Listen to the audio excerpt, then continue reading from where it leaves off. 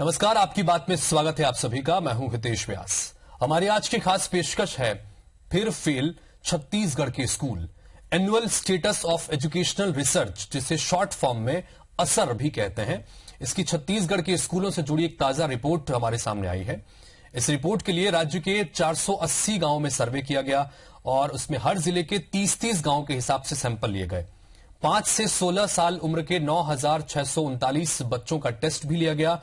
असर की इस नई रिपोर्ट में हालांकि पिछले साल के मुकाबलों में इस साल स्थिति में सुधार हुआ है, लेकिन हालात अब भी ज्यादा बदले नहीं हैं और न ही चिंताएं कम हुई हैं। तो आज इस रिपोर्ट की रोशनी में हम स्कूली शिक्षा की हकीकत आपके सामने रखने की कोशिश करेंगे। साथ ही आज हमारे साथ में दो बेहद खास मेहमान भी मौजूद हैं जिनसे हम चर्चा करेंगे, लेकिन पहले ये रिपोर्ट देख लेते हैं।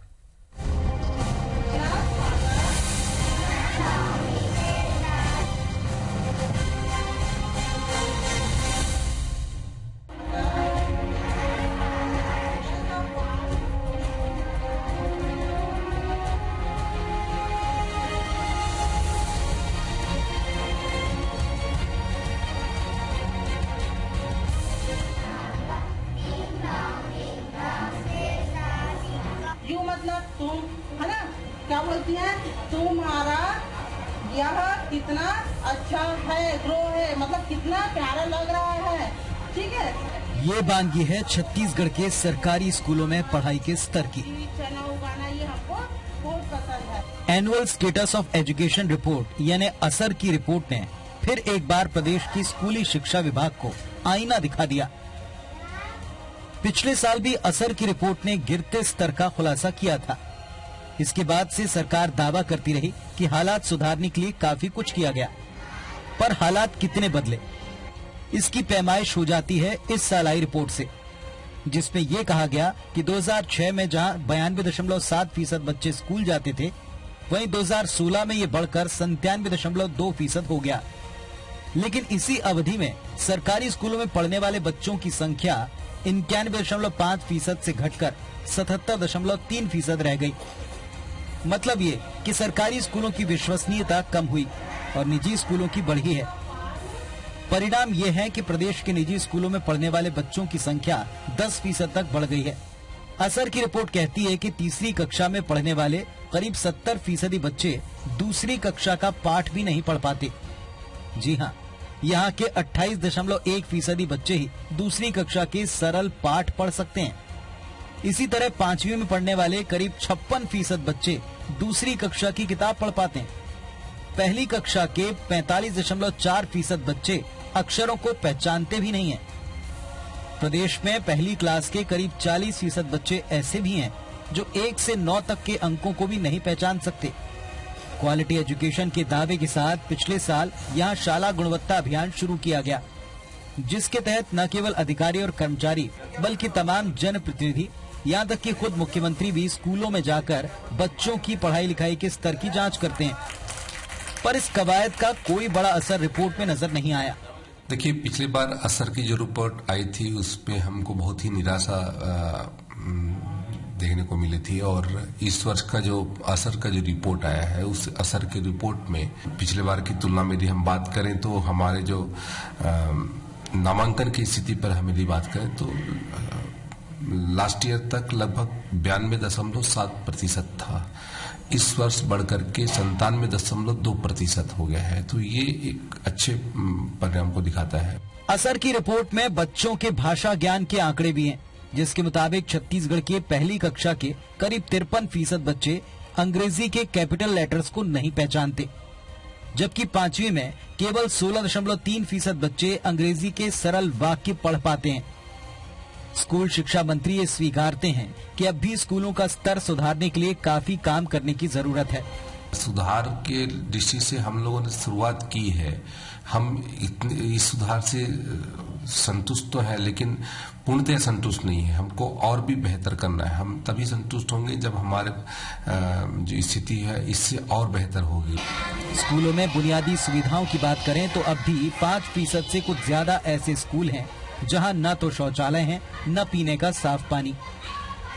रिपोर्ट के मुताबिक करीब 14% स्कूलों में लड़कियों के लिए अलग शौचालय तक नहीं है। साफ है बीते सालों में छत्तीसगढ़ के स्कूलों का स्तर कुछ सुधरा जरूर है, लेकिन उसे पासिंग मार्क हासिल करने के लिए और मेहनत की जरूरत है। संजय शर्मा, IBC 24, रायपुर। तो annual status of education research असर, ये एक ऐसी संस्था है जो लगातार राज्यों के शिक्षा के स्तर को लेकर अपनी रिसर्च करती है और उसके आधार पर रिपोर्ट आती है साल दर साल। पिछले साल के आंकड़ों के मुताबिक कुछ सुधार शिक्षा के स्तर में छत्तीसगढ़ में हुआ है, लेकिन चिंताएं और जो समस्याएं हैं वो अभी भी जस की तस बनी हुई हैं। आखिर कैसे हालात सुधरेंगे, कैसे शिक्षा की गुणवत्ता में और बेहतरी आएगी, इस पर चर्चा करने के लिए मेरे साथ में स्टूडियो में बेहद खास मेहमान मौजूद हैं। छत्तीसगढ़ सरकार में स्कूल शिक्षा मंत्री केदार कश्यप जी, और साथ ही मेरे साथ में जुड़ रहे हैं सत्यनारायण शर्मा जी, जो पूर्व शिक्षा मंत्री रह चुके हैं, कांग्रेस विधायक हैं। आप दोनों का बहुत बहुत स्वागत है।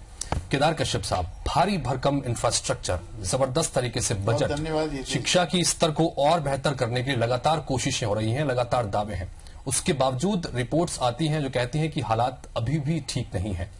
ऐसा क्यों है?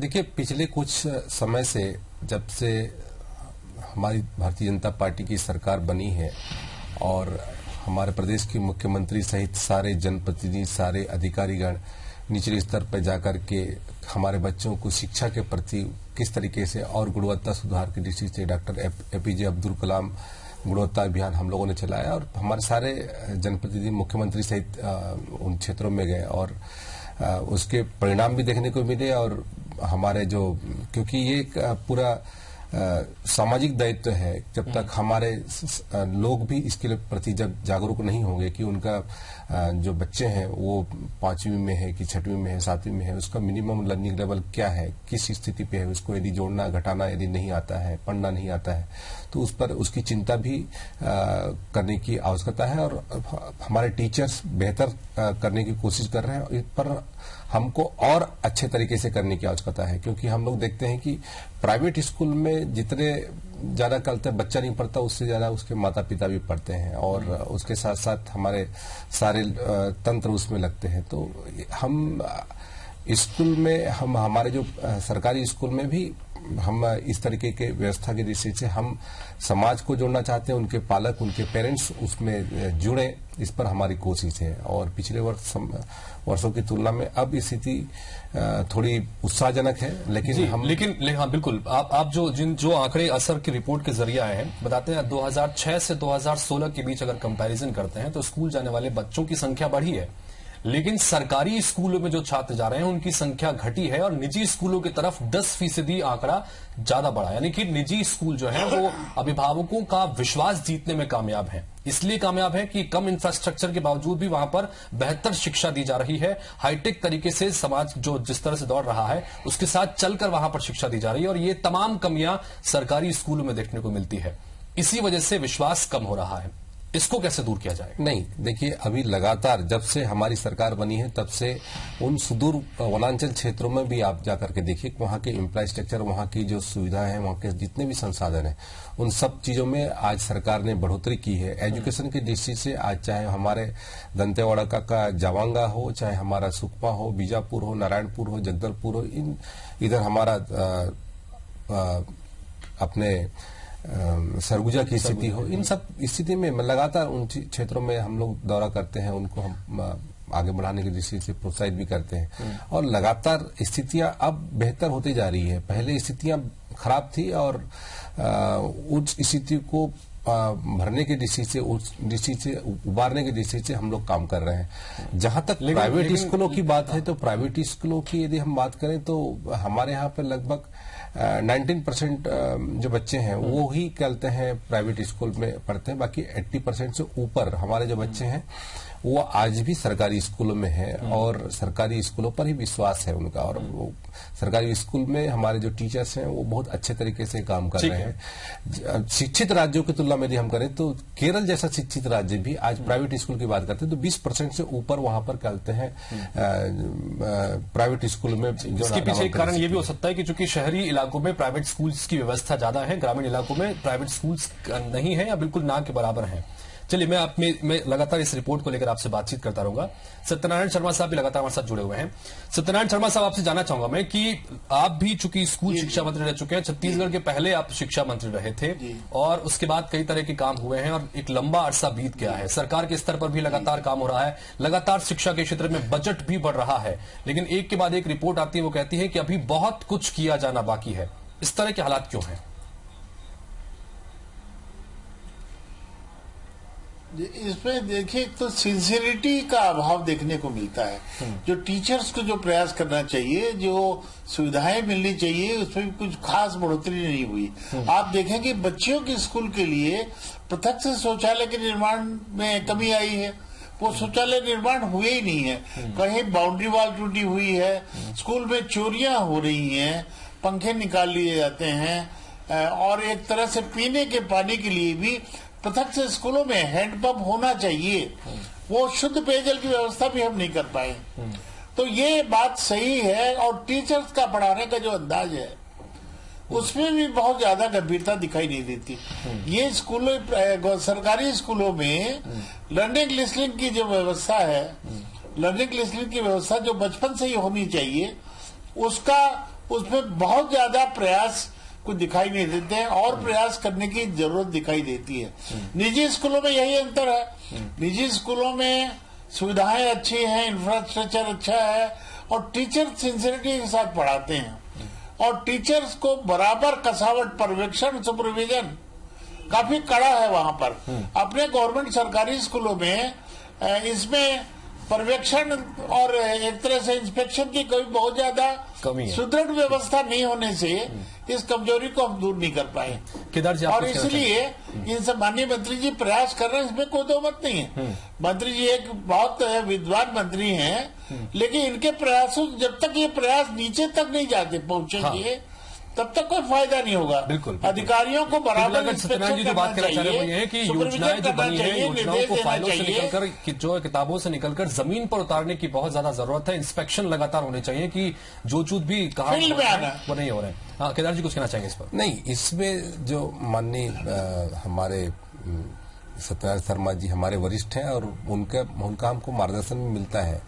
और जो 2003 के पहले की स्थिति की यदि हम बात करें तो पेयजल की स्थिति की क्या थी और हमारे क्या कहते हैं शौचालय की स्थिति की क्या थी, उनके स्कूलों के भवनों की स्थिति क्या, इसमें लगातार आप असर की रिपोर्ट में देख लीजिए, उसमें लगातार सुधार हुआ है। लगभग हमारे यदि पेयजल की बात करें तो हम लोग लगभग 94% से ऊपर हमारे क्या कहते हैं स्कूलों में हम लोगों ने पेयजल की व्यवस्था की है और लगातार कोशिश कर रहे हैं। कहीं पर ड्राई है तो उसमें थोड़ी दिक्कत होती है, फिर भी हम दूर जगह से हम लोग पानी लाने की व्यवस्था कर रहे हैं। शौचालय की बात है तो लगभग हमारे 2003 में जो शौचालय की थी, बालिका शौचालय तो नहीं के बराबर थे, आज तो लगभग 88,000 से ऊपर हमारे शौचालय बन चुके हैं। लगभग 87 हमारे क्या कहते हैं शौचालयों का निर्माण हो चुका है। तो कहीं न कहीं से सरकार की चिंता आज वहां पर उनके इंफ्रास्ट्रक्चर की व्यवस्था हो, चाहे वो हमारे शौचालय, लेकिन काम बहुत कुछ किया जाना है। जैसे शौचालयों के आप जिक्र कर रहे हैं, 95% स्कूलों में हुआ है, लेकिन 5% स्कूलों में अभी भी शौचालय की व्यवस्था नहीं है।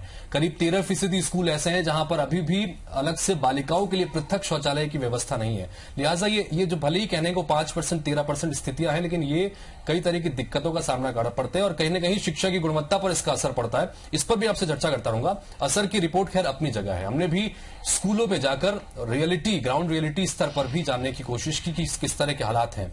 सबसे पहले हम चलें, हमारे स्कूल शिक्षा मंत्री केदार कश्यप जी मौजूद हैं। उन्हीं के गृह जिले नारायणपुर में हम पहुंचे और वहां जमीनी हालात का हमने जायजा लिया। अबूझमाड़ के कोडोली प्राथमिक शाला में पढ़ाई कैसे हो रही है और यहां के बच्चे क्या सीख रहे हैं, ये जानने की हमने कोशिश की। हमारे सहयोगी अशफाक अहमद की रिपोर्ट देखिए।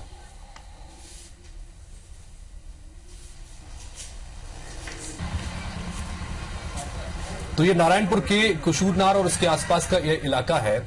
अबूझमाड़ के आसपास के इलाके हैं जो सुदूर पूर्व के जंगल के इलाके हैं। और यहाँ पर भी कोडोली प्राथमिक शाला में हम पहुंचे और बच्चे यहाँ पर पढ़ाई कर रहे हैं। किस स्तर से पढ़ाई कर रहे हैं, किस तरह से यहाँ पढ़ाई होती है, ये जानने की हमने कोशिश की। इंफ्रास्ट्रक्चर आप देख रहे हैं कि नाम मात्र का यहाँ पर नहीं है।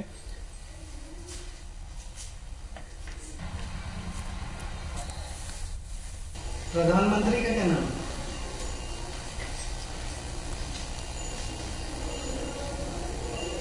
माननीय जी। छत्तीसगढ़ की राजधानी कौन सी है? बिलासपुर।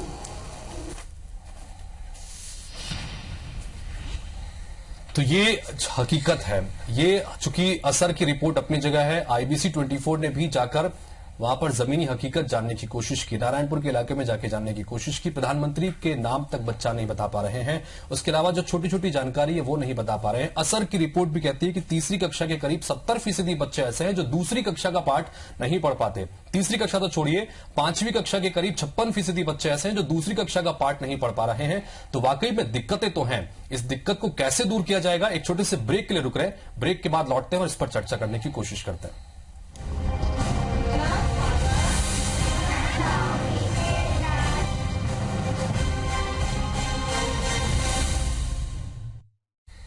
छत्तीसगढ़ में शिक्षा को स्तर को सुधारने की कोशिश हर स्तर पर हो रही है, सरकार के स्तर पर भी हो रही है। क्वालिटी एजुकेशन चलाने के लिए बकायदा शाला गुणवत्ता अभियान चलाया जा रहा है। पूर्व राष्ट्रपति APJ अब्दुल कलाम के नाम पर एक बड़ा व्यापक अभियान चलाया जा रहा है, जिसके तहत अधिकारी, कर्मचारी, यहां तक कि खुद मुख्यमंत्री तक जाकर स्कूलों में क्लास लेने के लिए गए। लेकिन उसके बावजूद जब रिपोर्ट्स आती हैं कि साल भर में आंकड़ा क्या कहता है, वो आंकड़ा ये सोचने पर मजबूर करता है कि क्या वजह है कि छत्तीसगढ़ में शिक्षा की स्थिति बेहतर नहीं हो पा रही है। थोड़े हालात जरूर सुधरे हैं, लेकिन अभी बहुत कुछ किया जाना है। इसी पर हम लगातार चर्चा कर रहे हैं। पूर्व शिक्षा मंत्री भी मौजूद हैं और वर्तमान शिक्षा मंत्री भी मौजूद हैं। इन सबके बीच IBC 24 ने बलरामपुर जिले में भी पड़ताल की। वहां के राजपुर कस्बे में स्थित प्राथमिक स्कूल बकसपुर के जमीनी हालात का जायजा हम लोगों ने लिया। वहां क्या स्थितियां हैं, जरा एक बार देखिए।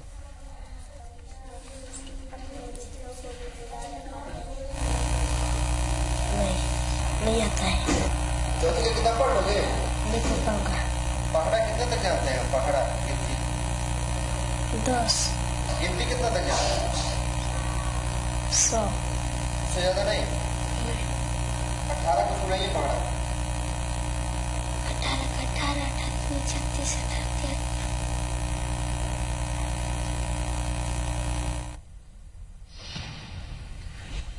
तो ये हालात हैं। इससे पहले नारायणपुर के आपको हालात दिखाए, बलरामपुर के हालात दिखाए, एक तरफ बस्तर तो दूसरी तरफ सरगुजा। कमोबेश स्थितियां यही है कि छोटे छोटे से मामूली से सवालों का जवाब बच्चे नहीं दे पा रहे हैं। केदार कश्यप साहब, आज चूंकि हाईटेक एजुकेशन की तरफ देश बढ़ रहा है, प्राइवेट स्कूल्स की हम लगातार बात कर रहे थे कि हाईटेक एजुकेशन दिया जा रहा है, एजुकॉम क्लासेस हैं, वहां इंटरनेट के जरिए, कंप्यूटर के जरिए पढ़ाई हो रही है। लेकिन यहां सरकारी स्कूलों में हालात इस तरह है कि बच्चे अक्षर ज्ञान तक नहीं कर पा रहे हैं। ABCD या 1 से लगाकर 10 तक की गिनती इन्हें नहीं आ पा रही है। तो ऐसे में तो पूरी तरह से एक बड़े परिवर्तन की जरूरत है। कैसे होगा? देखिए, ये जो शिक्षा में जो इस तरीके के जो काम होते हैं, शिक्षा का काम कोई वन टाइम नहीं होता। ये इसका लॉन्ग टाइम हम लोग उस पर काम करते हैं और उसके परिणाम लंबे समय के लिए दिखता है। ये कोई भवन निर्माण का नहीं है या फिर ये कोई इस तरह के इंफ्रास्ट्रक्चर का निर्माण नहीं है। इसमें लगातार प्रयास करने की आवश्यकता है और वो प्रयास हमारे सारे विभाग के अधिकारी और सारे हमारे शिक्षकगण कर रहे हैं। और हमें बड़ी खुशी है कि लगातार हम लोगों ने इस पर, हमने अपने समाज को भी जोड़ा है, लोगों को इसमें, उनके पेरेंट्स को जोड़ा है और उसके परिणाम भी अच्छे देखने को मिल रहे हैं और लगातार अब स्थितियां बेहतर हो रही है।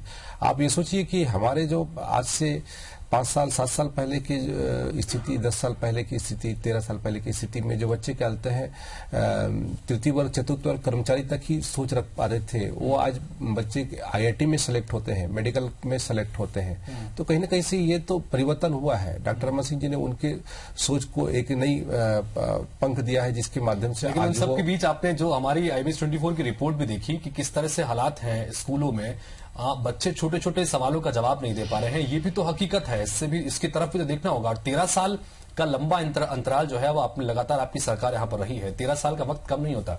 नहीं, 13 साल का वक्त के उसमें नहीं, बल्कि इसमें अपन को वो करना चाहिए कि IT एक्ट के तहत में जो नो डिटेंशन पॉलिसी के तहत में जो हमारे बच्चों का मूल्यांकन नहीं हो पाता था, उसके कारण से हमारे बच्चे निश्चित हो जाते थे कि अब क्या कहते हैं, उनको आगे की पढ़ाई की दृष्टि से उनको तो पास होना ही है। तो लेकिन पिछले समय से माननीय मुख्यमंत्री जी ने इस बात के लिए प्रयास किया कि हमारे इन बच्चों का मूल्यांकन करें, उनकी ग्रेडिंग की जाए और लगभग ऐसे 15,000 स्कूलों का हम लोगों ने चयन भी किया और उसको हम लोगों ने स्पेशल फोकस भी किया और वहां पर जाकर के हमारे माननीय मुख्यमंत्री जी, हमारे सारे जनप्रतिनिधि अधिकारी सारे जाकर के उस चीज को विशेष तौर पे ध्यान दिया। तो अब आने वाले समय में उसके परिणाम देखने को मिलेंगे, इंतजार रहेगा, क्योंकि और बहुत जल्द होना चाहिए, क्योंकि ये एक ऐसी चीज है कि जो पूरी तरह से बुनियाद तय कर रहा है। प्रदेश की बुनियाद टिकी हुई है शिक्षा की व्यवस्था के ऊपर, और हम भविष्य तय कर रहे हैं कि किस तरफ भविष्य आगे बढ़ रहा है, लिहाजा बहुत जरूरी भी है। सूरजपुर जिले के सरस्वतीपुर और रुनियाडी स्कूल में भी हमारी टीम गई, वहां के हालात भी आपको दिखा देते हैं। वागदास का एक नाई। और पढ़ते जाओ, पूरा कंटिन्यू लगातार पढ़ते जाओ। जगदीश चंद्र बोस को पढ़ के बताओ। पाठशाला जगदीश चंद्र बोस।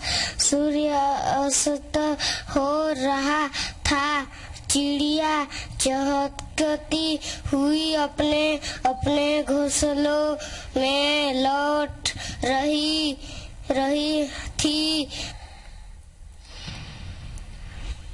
तो ये हालात है, लगातार हम एक के बाद एक स्कूलों के हालात बता रहे हैं, ज्यादा बोलने की इस पर जरूरत नहीं है, चूंकि तस्वीरें अपने आप और ये बच्चे अपने आप खुद कह रहे हैं। सत्यनारायण शर्मा साहब, यहाँ पर एक बड़ी स्थिति, एक सवाल ये भी है कि शाला गुणवत्ता अभियान चलाया जा रहा है टेक्निकल एजुकेशन सुधारने की दिशा में, जिसमें अधिकारी से लेकर कर्मचारी से लेकर जनप्रतिनिधि तक शामिल हैं, यहां तक कि स्वयं मुख्यमंत्री भी जाकर स्कूलों में क्लास दे रहे हैं ताकि गुणवत्ता सुधर सके, लेकिन हालात सुधर नहीं रहे हैं। आपने एक के बाद एक तस्वीरों हालात देखी कि किस तरह की स्थितियां हैं, कैसे सुधारा जाए इसे?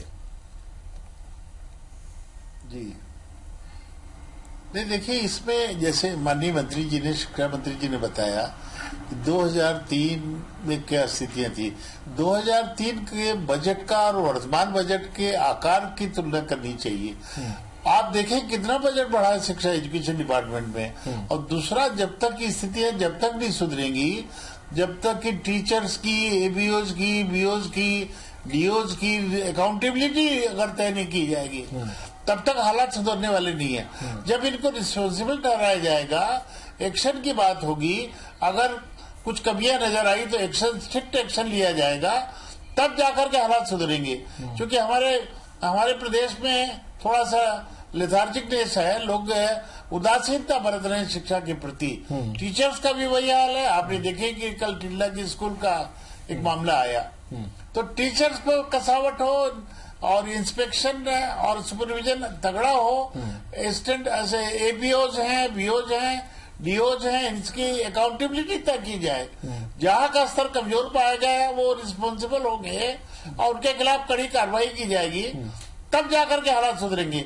वेतन तो ले रहे हैं वो, लेकिन वेतन के तुलना में जितनी मेहनत टीचर्स को करनी चाहिए बच्चों के जीवन के निर्माण में, बच्चों के एजुकेशन के स्टैंडर्ड में शायद उतनी नहीं कर पा रहे हैं। बिल्कुल समय की ग्रामीण अंचल में अकाउंटेबिलिटी तय होनी चाहिए, उसके अलावा सुपरविजन की व्यवस्था होनी चाहिए, जिस वजह से जिनके ऊपर जिम्मेदारी है ये व्यवस्था को देखने की, वो व्यवस्था सही हो सके। क्या आप मानते हैं? बिल्कुल, हम भी चाहते हैं कि हमारे कहते हैं जहां पर जो बच्चे उस तरीके से यदि उनको अच्छा ज्ञान नहीं है, जोड़ना घटाना या फिर उनको पढ़ने की दृष्टि से जो नहीं कर पा रहे हैं, उन बच्चों के दृष्टि से भी वहां के टीचरों का भी उस पर ऐसी व्यवस्था होनी चाहिए ताकि उन बच्चों के ऊपर भी जिम्मेदारी तय हो। ये हम लोग भी कोशिश कर रहे हैं और हम लोग बहुत सारे टीचरों पर कार्रवाई भी की है। कार्रवाई के साथ साथ केवल निगेटिविटी पर हम लोग ध्यान नहीं देते, बल्कि ऐसे शिक्षकों को जो हमारे कहते हैं मॉडल के तौर पे हमारे टीचर्स हमारे बच्चों को प्रोत्साहित कर रहे हैं हर क्षेत्र में। हमारी कोशिश भी केदार जी यही थी कि उनको हम इस वर्ष से हम लोगों ने एक कार्यक्रम चालू किया है जिसमें हम अपने उन टीचरों को प्रोत्साहित करने का भी काम कर रहे हैं। हमारी कोशिश भी यहाँ पर केदार जी यही थी कि हम किसी तरह की टीका टिप्पणी ना करें, बल्कि एक सार्थक दिशा में आगे किस तरह से बढ़ा जा सकता है ताकि शिक्षा की गुणवत्ता को सुधारा जा सके, ये हमारी कोशिश थी। अकाउंटेबिलिटी जो जिन लोगों की जिम्मेदारी है उनकी बढ़ाई जाने की जरूरत है, लगातार सुपरविजन को बढ़ाए जाने की जरूरत है, तब कम से कम हो सकता है। कुल मिलाकर कह सकते हैं कि बीते सालों में छत्तीसगढ़ के स्कूलों में हालात में सुधार जरूर हुआ है, लेकिन अभी भी पासिंग मार्क्स हासिल करने के लिए बहुत ज्यादा मेहनत करने की जरूरत है। उम्मीद करते हैं कि आने वाले समय में इस गंभीरता से दिशा में काम किया जाएगा। आप दोनों इस चर्चा में शामिल हुए, आप दोनों का बहुत बहुत शुक्रिया। इसी के साथ फिलहाल इस बुलेटिन में इतना ही। नमस्कार।